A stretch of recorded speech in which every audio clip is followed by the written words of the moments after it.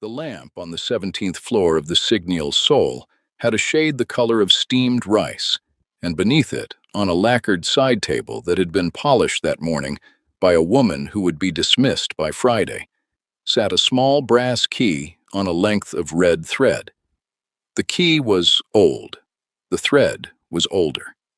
It belonged to a wooden medicine cabinet in a house 41 kilometers away in Yangpyeong, in a room where an elderly woman was, at that precise moment, being helped into a linen nightgown by a pair of hands that were not her son's. The key had been left on the table by no one anyone in the hotel could remember. The night manager, when questioned 2 weeks later by a prosecutor's investigator, would say only that it had appeared some time between the changing of the flowers at 6:12 p.m. and the delivery of the ice bucket at 7:34 p.m. on the 17th of November, and that he had assumed, as one assumes many things in that hotel, that it belonged to a guest who preferred discretion. 11 floors below, in the lobby bar that faced the garden fountain the architects had installed to muffle the sound of the traffic on Songpadero, Kang Min-jae sat with a glass of chilled Andong soju and did not drink it. He was 41 years old. He wore a navy overcoat that had cost more than the night manager downstairs earned in a year, and beneath it, a white shirt his tailor in Cheongdam had cut for him on a Tuesday in October, the buttons still cool against his chest because he had come in from the December air only 11 minutes earlier. His fiancée had gone up to the suite to rest. The engagement gala at the Schilla had ended at 9:14 p.m. His mother had begged off at 10, citing the cold. He had been sitting in the bar now for 22 minutes, doing what a man does when the world has finally arranged itself in his favor, and he cannot, for reasons he does not yet understand, feel any of it. His mother had once told him, when he was 19 and stupid with new money, that a house without a woman kneeling in it at night was not a house, but a warehouse with lamps. He had laughed then. He remembered laughing. He remembered her not laughing back. He remembered her looking at the wall behind him, at the framed photograph of his Halmione holding him at his 100-day rice ceremony, and he remembered her saying nothing for a long time, and then getting up to check the doenjang. He had thought at the time that she was being sentimental. He had thought many things at 19. He would think, 22 years later and 11 floors beneath a brass key on a red thread, that almost none of them had been right. He was Kang Min-jae. He was, according to the last set of papers he had signed at 4:12 p.m. that afternoon, in a boardroom on the 41st floor of a building his brotherhood did not officially own. The acting chairman of Seongdo Holdings, a construction and logistics group that had, through 11 layers of nominees and a bank in Labuan, absorbed the maritime freight arm of a chaebol whose patriarch had died the previous spring. He owned an apartment in Hanam-dong with a view of the river, a house in Pyeongchang-dong he never slept in, and a hanok in Bukchon he had bought for his mother in 2019, and to which she had refused, politely and firmly, to move. He had, 3 years earlier, in a district court in Seocho, signed a divorce decree from a woman named Adaez Kang, née Okafor, born in Enugu, educated at Yonsei, and then at the London School of Economics, a forensic accountant with a specialization in cross-border asset tracing, whom his advisors had, from the second month of the marriage, considered a liability. He was, as of that morning, engaged to Ji Yeon of the Hun family, a young woman of 29, whose grandfather had once shaken hands with 3 presidents and whose mother wore only white in the winter. The marriage would consolidate 4 billion won of shipping contracts, 1 seat on a museum board, and the kind of political air cover a man in his position was told, by men older than him, he could not afford to refuse. On paper, his mother had warned him 3 times. The first warning had been a bowl of doenjang jjigae at her table in Yangpyeong on a Sunday in April. The anchovy broth too salty because her hand had shaken pouring the myolchi, and she had said nothing about the shaking, and neither had he. The second had been a closed gate. He had driven up on a Tuesday unannounced to bring her a box of pears from Naju, and had found the wooden gate of the hanok latched from the inside at 11 in the morning. And when she had opened it, she had smiled at him, the way a woman smiles at a stranger she is choosing, out of kindness, not to embarrass. The third had been a glance across the table at the engagement dinner 2 weeks before the gala, when Ji Yeon had reached to refill his glass, and his mother had watched Ji Yeon's hand, and then looked at him, and then looked, deliberately and for a long moment, at the empty chair to his left. He had thought at the time that she was tired. He had been wrong. He did not yet know how wrong. The message came at 9:47 p.m. It was a text from a number his phone did not recognize, sent from a burner purchased in cash for 38,000 won at a convenience store in Mapo-gu at 3:17 that afternoon. A purchase captured by a security camera whose footage would be preserved for 41 days by municipal ordinance. The text contained no words. It contained an address he already knew, his mother's house in Yangpyeong, and a photograph, taken from the doorway of her bedroom, of a woman kneeling beside her bed, adjusting a pillow. He could not see the woman's face. He could see her hands. He had, at one point in his life, known those hands better than his own. He finished the soju. He did not hurry. He made one phone call to his driver, Old Bae, who had been with him since he was 24, and who answered on the first ring the way he had always answered on the first ring. And he said only, Yangpyeong. He waited 41 minutes in the lobby because his fiancée was still upstairs, and he did not, for reasons he could not yet name, want her to come with him. He told her when she came down at 10:28 in a cashmere coat the color of dry oats that his mother had asked to see them both. He did not tell her about the photograph. He did not tell her about the key on the 17th floor. He did not, he would realize later, tell her many things he should have told her from the beginning. The drive to Yangpyeong took an hour and 14 minutes at that hour, the expressway thinning past Hanam, the Han River widening on their left into a long black ribbon that caught the moon in pieces. Ji Yeon slept for part of it with her cheek against the window. Old Bae did not speak. Min Jae watched the passing towns, Namyangju, Yangsuri, the exit for Dumul Maori where the two rivers met, and thought, without wanting to, of a January in 2016 when he had driven this same road in a different car with a different woman and had stopped at a rest area outside Yangsuri because she had been 6 months pregnant and had needed to eat, and he had bought her a hot talk from a vendor whose name he had never asked, and she had cried, quietly, over the paper cup, because it had been sweeter than she had expected. The child had been born in April of that year at Samsung Medical Center.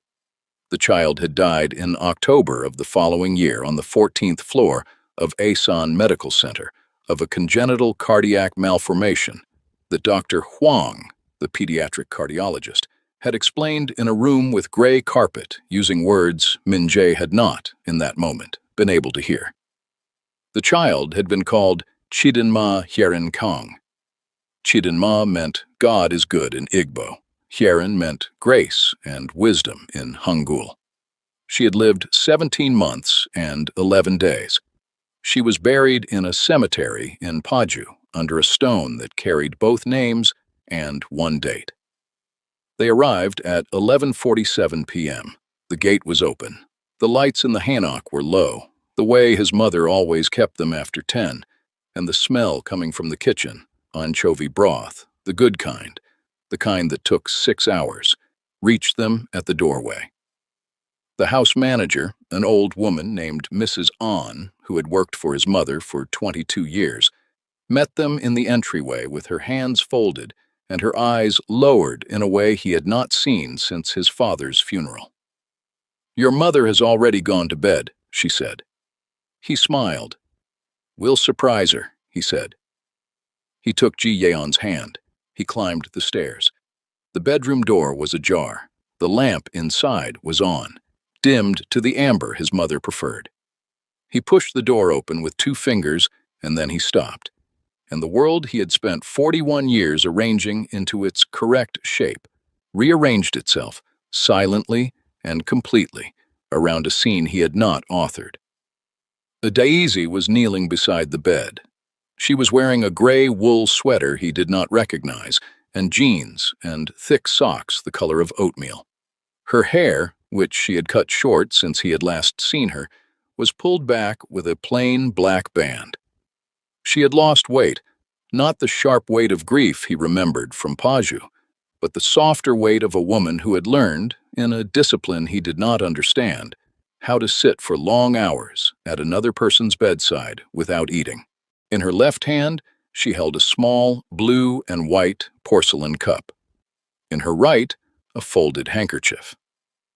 On the bedside table beside her, arranged in the order in which they were to be taken, sat 4 bottles of medication, a jug of warm water, and a wooden pill box with the days of the week written in Hangul in his mother's own handwriting. She had, at that moment, just finished tucking the blanket around his mother's shoulders. She was adjusting the pillow. She was humming, so softly he almost did not hear it, an old lullaby his Halmione used to sing to him in the summer kitchen in the Hanok in Andong, a song about a magpie and a persimmon tree that he had not heard in 29 years. His mother's eyes were open. His mother was looking at Adaez the way she had once looked at his father across a table at their 40th wedding anniversary, with the quiet, unshowy peace of a woman who has decided that the person in front of her belongs, finally and without argument, in her house. "Good night, my daughter," his mother whispered. Adaezi leaned forward and kissed the elderly woman's forehead. "Sleep well, Eomeoni," she said. Then his mother turned her head on the pillow and looked at the doorway, and she saw them. And she did not startle, and she did not apologize, and she did not, in any way he could measure, appear to feel that she had been caught at anything. She smiled. "You're home," she said. "Sit down," she said. He sat. If you are already sitting inside this room with him, if the air has changed in the room where you are watching, if you feel the weight of the blanket and the porcelain and the 22 years of the house manager's silence, then pause the video for one breath and subscribe to Midnight Love Saga. Tap the bell so the next chapter finds you the moment it drops. What is about to be said in the next 28 minutes will unmake your understanding of loyalty in 7 places and rebuild it with something quieter, harder, and far more human than what you walked in with. Stay. You are going to want to be in the room for what she says next, and for what the doctor says after her, and for what the mother says at breakfast. And when it is over, tell me one thing in the comments. Who in your own life kept showing up for your people long after you stopped deserving it? And what did you do the day you finally noticed? To understand what happened in that bedroom in Yangpyeong at 11:53 p.m. on the 17th of November, you have to go back 11 years and 4 months to a city that no longer exists in either of their memories the way it actually was. They met in the winter of 2014 at a fundraising dinner in the ballroom of the Four Seasons Seoul that had been organized by a foundation neither of them had any real interest in. She was 26 and finishing a research fellowship at Yonsei on the 6-month leg of a joint program with the LSE that was to end in the spring. He was 30 and had, 6 weeks earlier, buried his father in a cemetery outside Paju. A burial he had attended in a suit that had not fit properly, because he had lost weight in the 2 weeks his father had been dying, and no one had told him to have the suit altered. She had been seated across from him at a round table of 10, and he had noticed first her hands, long fingers, no rings, a small burn scar on the inside of the left wrist from a childhood in a kitchen in Enugu, where her mother had made egusi soup on a kerosene stove. And then, only afterwards, her face.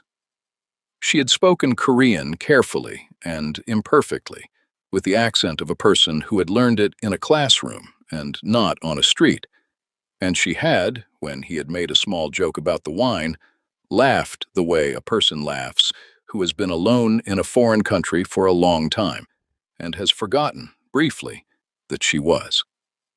He had asked her, at the end of the evening, whether she would like to see the fish market in Noryangjin at 4 in the morning. She had said yes, without asking why. They had gone. She had eaten raw octopus for the first time in her life on a plastic stool under a fluorescent light, while an old woman in rubber boots hosed down the floor around them. She had, in the taxi home at 6, told him about her older sister, who had died in a car accident on the Enugu-Onitsha Expressway in 2008 at the age of 29, and she had said the sister's name, Chiamaka, which meant God is beautiful. And he had not, at the time, understood why she had told him that on the first night. He would understand, 12 years later, in a room in Yangpyeong, why she had told him. They were married in April of 2015, in a small ceremony at his mother's hanok, with fewer than 30 guests.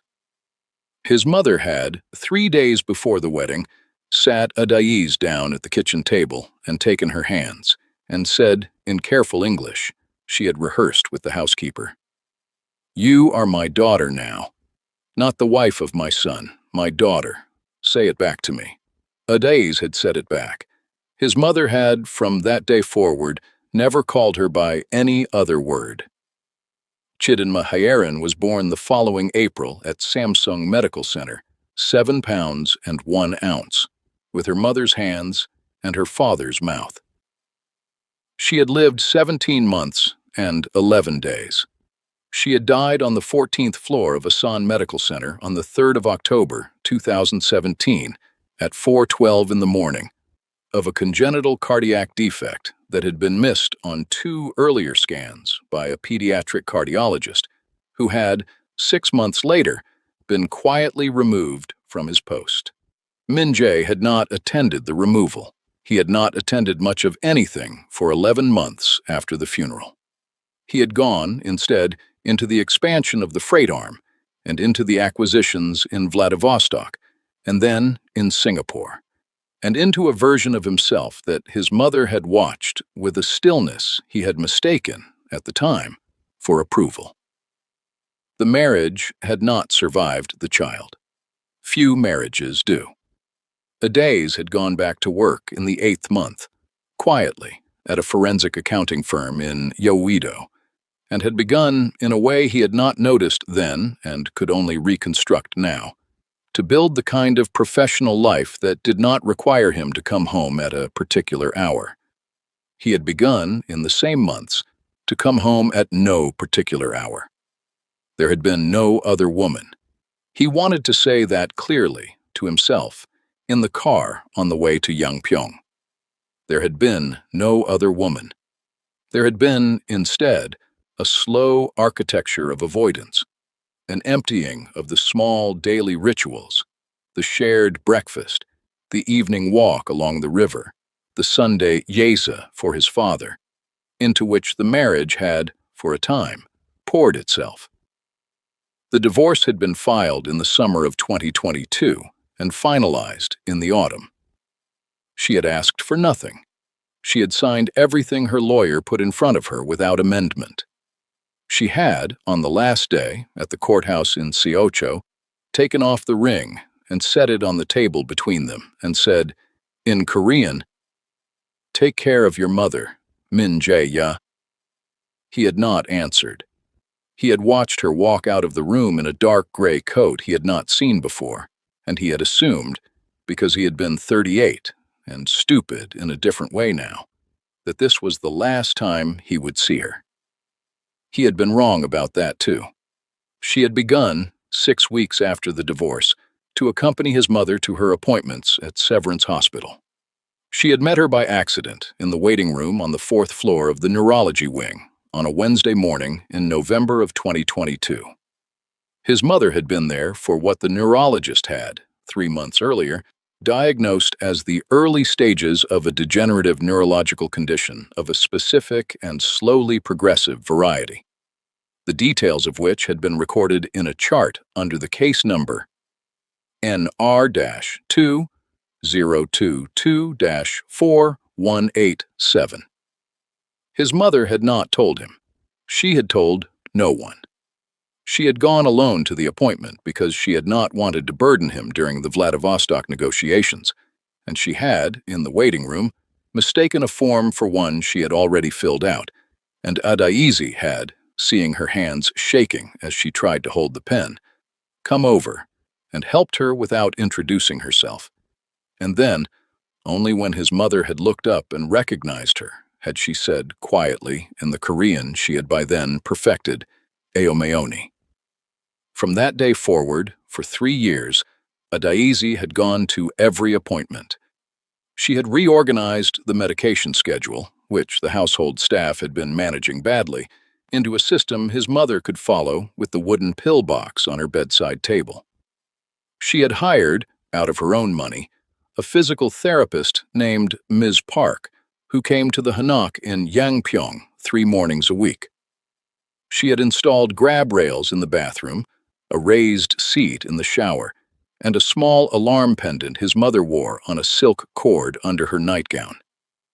She had gone through his mother's kitchen and rewritten every recipe his mother had cooked from memory into a notebook bound in navy cloth, so that the cook, on the days his mother could not remember, could still produce the dishes his mother wanted to eat. She had planted, in the small garden outside his mother's bedroom window, 41 stems of white chrysanthemums and a single persimmon sapling, because his mother had told her on a June afternoon in 2023 that her own mother's garden in Andong had held both. She had asked of the household one thing: "Please don't tell him. I don't want him to feel guilty." And the household, Mrs. An, the cook, Old Bay's cousin who tended the garden, the physical therapist, the neurologist's secretary, had kept the request the way old Korean households keep the requests of daughters. Absolutely. She had done all of this while running a caseload at her firm that included, by the summer of 2024, 3 cross-border investigations into a shell structure that his brotherhood had, without his direct knowledge, been using to move funds through a bank in Labuan, a nominee company in the Caymans, and an art dealership in Zurich. She had not been assigned the cases. She had asked for them. She had asked for them because she had, in the 2nd year of accompanying his mother to Severance, begun to notice things. His mother had begun, in the summer of 2024, to receive visits from a man Adaiz did not recognize. The man had come 3 times, always on afternoons when Min Jae was known to be abroad, always carrying a small paper bag from a bakery in Cheongdam, and a document folder that he had, on each visit, asked his mother to sign. He had introduced himself as an old friend of the family. Adaize, who had by then spent enough time in the Hanok to know every old friend of the family by name, had not recognized him. She had, on the 3rd visit, asked Mrs. An for the man's business card, which he had left on the entryway console. She had photographed it. She had run the name, that night, at her desk in Uido, against a database her firm had built for anti-money laundering compliance work. The name had matched in the 3rd layer of a nominee structure, an entity called Seongdo Maritime Trust, registered in Labuan on the 14th of March, 2019. with a beneficial ownership that resolved, after 11 layers, to a man Min Jae had called Hyung Nim since he was 22. Hyung Nim was Cho Tae-hoon, 49 years old, the eldest son of the sworn brother of Min Jae's late father, a man who had, at Min Jae's wedding in 2015, given a toast in which he had wept and called Min Jae his real younger brother. Hyung Nim had been, since 2019, quietly moving 4,300,000,000 won of Seongdo's overseas receipts through the Labuan Trust into accounts in his own control. He had, in the same period, been arranging for Min Jae's mother to sign documents she did not fully understand, transferring the deed of the Bukchon Hanok and a small parcel of land in Andong into the trust as collateral against loans the trust had never intended to repay. 3 people had, in the course of Adayezi's investigation, died. A junior compliance officer at the Labuan Bank named Rahim bin Yusuf had drowned in a hotel pool in Kuala Lumpur in May of 2024. The coroner had ruled it accidental, though the pool had been closed at the hour of his death, and no one had been able to explain how he had entered it. A courier in Singapore named Lim Wei Ling had been struck by a delivery van on Beach Road in July. The driver had never been identified. And an old accountant in Seoul named Mr. Bayek, who had worked for Min Jae's father for 31 years, and who had, on a Tuesday in September, asked Adez to meet him for tea at a cafe in Icheondong, had died the night before the meeting of what Severance Hospital had recorded as a myocardial infarction at the age of 68 in his apartment in Mapo-gu alone. Adez had, by the second week of November, assembled a folder: bank records from Labuan, wire confirmations from the Caymans, a notarized statement from a former secretary of the trust who had defected in Zurich, a coroner's note on Mr. Bayek from a pathologist she had gone to school with at Yonsei. She had assembled it not for a court. She had assembled it because she had known, from the pattern of visits and the acceleration of the signatures, that Hyung Nim was preparing to close the operation, and that when he closed it, he would need Min Jae removed from the chairmanship in a way that could not be undone. "They will not need him alive," she had written in a private note to herself on the 14th of November, and she had underlined the sentence once. She had brought the folder to Yangpyeong on the 17th because she had known from Mrs. An that Min Jae would come. He read it in the small sitting room downstairs, at the low table where his mother took her morning tea, while Ji Yeon sat in the armchair by the window with her hands folded in her lap and her eyes fixed on the persimmon sapling outside. It took him 41 minutes. He read some pages twice.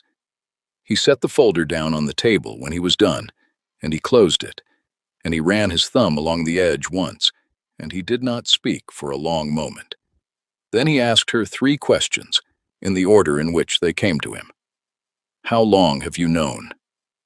2 years and 11 months, she said. "Why did you not come to me?" She looked at him then, for the first time since he had sat down. Her eyes were the same eyes he had watched close in a hospital room on the 14th floor of Asan Medical Center at 4:12 in the morning on the 3rd of October, 2017, and they were also not the same eyes at all. "Because for the first year and a half," she said, "you would not have believed me. And by the time you would have, your mother was worse, and I was the only one she was letting sit with her at night. And if I had left to make you believe me, she would have been alone." That was the second quotable line. He asked the third question then, the one he had not known until he opened his mouth, that he was going to ask. "Why did you come back at all?" She was quiet for a moment. She looked down at her hands, at the small burn scar on the inside of her left wrist. "Because your mother once took my hands at her kitchen table and told me I was her daughter," she said. "Not the wife of her son, her daughter, and I told her yes, And when a woman like your mother tells you yes back in a language that is not her first language, in a kitchen that smells of doenjang, you do not get to unsay it later because a court in Siocho signs a paper. That was the third quotable line. He looked at the folder on the table. He looked at Ji Yeon, who had not moved. Adaeze spoke again, more quietly. I did not come back for you, Min Jae-ya. I want you to hear that clearly, because if you do not hear it clearly, you will make the wrong decision in the next room, and again in the room after that. I came back for the woman upstairs. I came back for the child we buried in Paju under a stone with 2 names on it.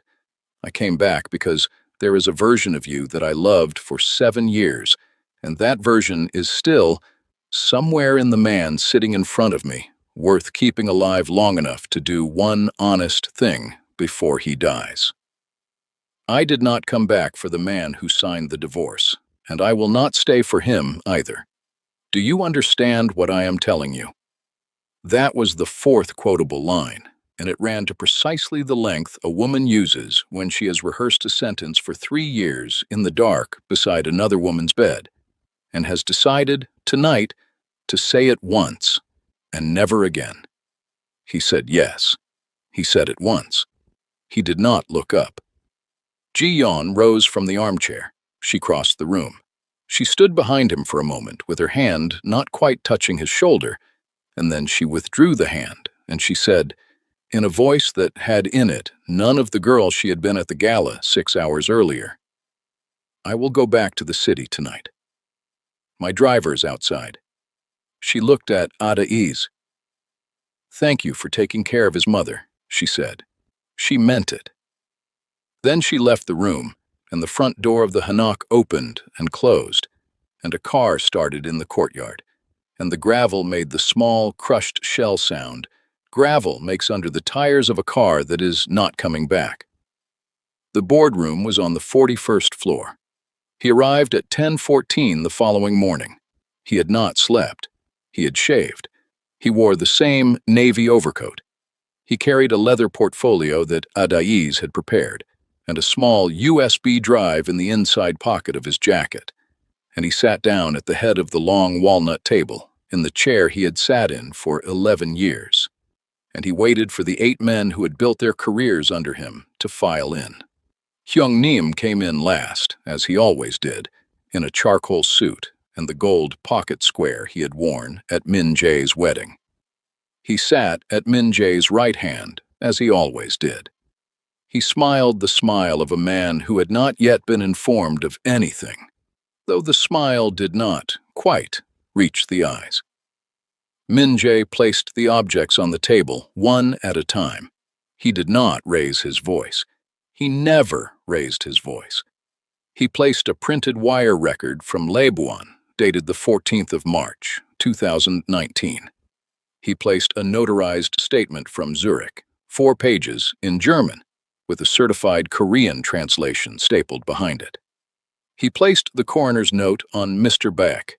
He placed a printout of Seongdo Maritime Trust's beneficial ownership resolution, 11 layers deep, with the name at the bottom highlighted in a single, narrow band of yellow. He placed the USB drive on top of the stack. He set his hand on the drive and left it there for a moment. "Tae Huna," he said quietly, "is there anything you would like to say before I ask the others to leave the room?"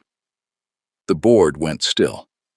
The word Tae Huna, the diminutive of childhood, the name only the inner circle used, the name Hyung-nim had answered to at Min Jae's father's funeral in the winter of 2014, hung in the air the way a struck bell hangs. Hyung-nim did not answer. He looked at the papers. He looked at the drive. He looked, for a long moment, at Min Jae's hand. He did not open his mouth. He did not close his eyes. He did not, in any way a camera could have recorded, do anything at all. That silence was the 5th quotable line, and the writer of this account will mark it here, once, because it is the silence that made everything that followed possible. Min-jae let the silence sit for the length of a breath he did not take. Then he said, to the room, "Please, leave us." The 7 other men rose without looking at Hyung-nim and left. The door closed. The 2 men sat at the walnut table for 11 minutes without speaking. When Min-jae rose to leave, he touched Hyung-nim once, lightly, on the shoulder, the way a younger brother touches an older brother he is releasing from a promise. And then he walked out and did not look back. The court order was filed at 3:47 p.m. under docket 2025-Hyung-Sang-1147, the freezing of 11 accounts across Labuan, the Caymans, Singapore, and Zurich, the referral of Cho Tai-hoon to the Seoul Central District Prosecutor's Office for investigation into aggravated fraud, breach of fiduciary trust, and complicity in the deaths of Rahim bin Yusuf, Lim Wei-ling, and Baek Seung-hwan. The press conference was held on the 23rd of November at 11 a.m. in the lobby of the prosecutor's office in Seocho. Min-jae did not attend. He drove instead to the cemetery in Paju. He walked the long path to the stone with 2 names on it. He sat on the cold ground in front of the stone for 41 minutes, and he did not cry, and he did not speak. And when he stood up, his knees were stiff, and his coat was wet at the hem from the frost. And he brushed it off and drove back to Yangpyeong and sat in the kitchen of the hanok, while his mother slept upstairs, and Mrs. An made him a bowl of samgyetang he did not eat. He began the courtship of a forgiveness he did not expect to be granted. He did not text Adaiz. He did not call her. He learned from Mrs. An on which mornings she came to Yangpyeong, and on those mornings he left the hanok before she arrived and returned in the late evening after she had gone. On a Tuesday in the first week of December, he left at the front gate of her apartment building in Mapo-gu, a wooden box of 11 pairs from Naju. On the following Tuesday, he left a jar of doenjang his mother had made in the autumn of 2023, sealed with wax, wrapped in a linen cloth that had belonged to his halmioni.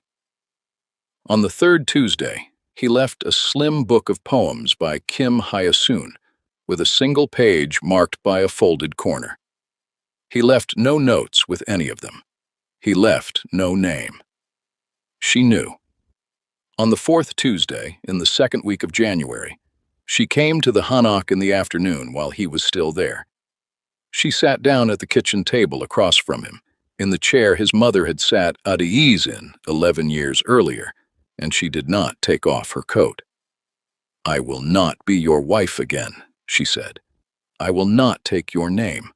I will not come back to your house. I will not stand beside you at a gala or a funeral or a christening or in any room in which we would be photographed.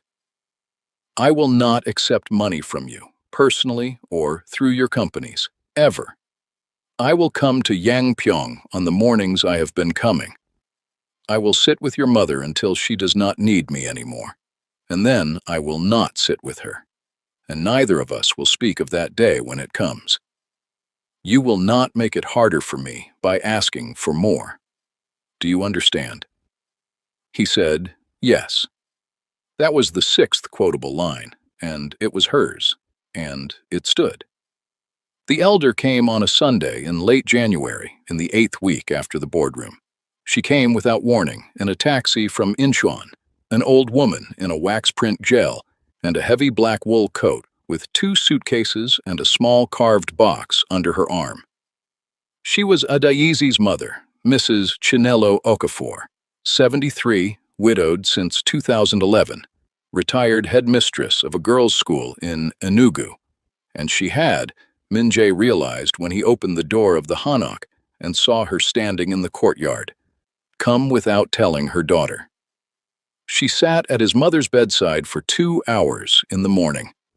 The 2 women, one Igbo, one Korean, spoke very little. His mother's English had never been strong, and Mrs. Okafor's Korean was 3 sentences she had learned on the plane. They held hands. They looked at the persimmon sapling. His mother slept. Mrs. Okafor came downstairs at 11, and she asked, in the English of a woman who had taught grammar for 40 years, whether Min-jae would sit with her in the sitting room. She opened the carved box on the low table. Inside were two things: a photograph, black and white, of a young woman in a white blouse standing on the steps of a courthouse in Enugu in 1988, and a court judgment in English, 4 pages, the paper yellowed, the seal still legible. The young woman in the photograph was Chiamaka Okafor, Adaizi's older sister, 22 years old in the photograph, 29 years old on the Enugu-Onitsha Expressway on the 11th of June, 2008, when the lorry that killed her had, according to a court in a state in Nigeria in 1988, been owned by a transport company whose license had been suspended and then reinstated by a judge who had, 3 months later, purchased a house he could not have afforded on his salary. The judgment was the reinstatement. The judge's name was on the 3rd page. It had never been overturned. Mrs. Okafor said, in her careful headmistress English, that Adaiz had studied forensic accounting because of that judgment, that she had gone to LSE because of that judgment, that she had come to Korea in 2014 because a professor at LSE had told her that the best cross-border AML program in Asia was at Yonsei, that she had met Min-jae at a fundraiser 6 weeks after arriving, that she had married him because she had loved him, and she had loved him because he had, on the first night, taken her to a fish market at 4 in the morning and had not asked her a single question about her sister until she had chosen to tell him herself in a taxi at 6. That she had stayed with his mother after the divorce because his mother had been the first woman in Korea who had taken her hands at a kitchen table and told her she was a daughter. And Adaiz had lost enough daughters and sisters and mothers in one life already. Mrs. Okafor asked one thing. She asked him to sign a paper. The paper established a foundation, registered in Seoul and in Enugu, funded from a portion of the recovered assets from the Labuan Trust, in the joint names of Chiamaka Ngozi Okafor and Chidinma Hyerin Kang. The foundation would fund forensic accounting scholarships for young women from Nigeria and Korea at Yonsei and at the University of Nigeria in Nsukka. There would be 41 scholarships in the first cohort. The board would include Mrs. Okafor, Min-jae's mother while she was able, and Adaize, and no one named Kang after that. Min-jae signed the paper. He signed without reading past the 3rd page. This time, the not reading was the gift. He set the pen down and he bowed to Mrs. Okafor from the sitting position, his forehead almost touching the low table, and she put her hand very briefly on the back of his head, the way an aunt in Enugu blesses a nephew she has decided, against her better judgment, to keep. And she said softly in Igbo, "O di ma," and she did not translate it, and he did not ask. That was the 7th quotable line, though neither of them knew the language of the other well enough to be certain which of them had spoken it. The photograph in the hallway of the Hanok in Yangpyeong hangs to this day in a plain wooden frame between the door to the sitting room and the door to the kitchen. It is not the photograph of Chiamaka on the courthouse steps in Enugu in 1988. It is not the photograph of Chidinma Hyerin at her 100-day rice ceremony in April of 2016. It is a photograph taken by Mrs. On a Sunday morning in March of the following year, with the small camera she keeps for the household records, of 4 people at the kitchen table having breakfast. An elderly Korean woman in a pale blue cardigan, a younger Nigerian woman in a gray wool sweater pouring her tea, a Nigerian grandmother in a wax print geel, laughing at something the elderly Korean woman has just said, in a language she does not speak. and a man in a white shirt, sitting one chair back from the table, watching them. Not eating, not speaking, present. The caption beneath the frame is written in 3 scripts in Mrs. On's careful hand. In Hangul, Uri Jib. In Latin letters, Anyi Nwe Ulo A. And in a single line of English beneath both. This is our house. March 17th, 2026. A man buries his enemy and pours himself a drink at the head of a long table. A man buries the version of himself who thought he had earned the table and pours the tea for the woman who was already sitting at it before he came home. If you have stayed with us to the last minute of this chapter, you already know what the answer to the question in the comments is going to cost you before you type it. So type it anyway. Tell me, in one honest sentence, who kept showing up for the people you loved on the nights you were not there, and what would you sign without reading past the 3rd page to make it right? Then subscribe to Midnight Love Saga and tap the bell, because the next chapter is already sitting on a lacquered table on the 17th floor of a hotel you have never been to, on a red thread waiting for someone 11 floors below to notice it is missing. Come back for it. We saved you a chair.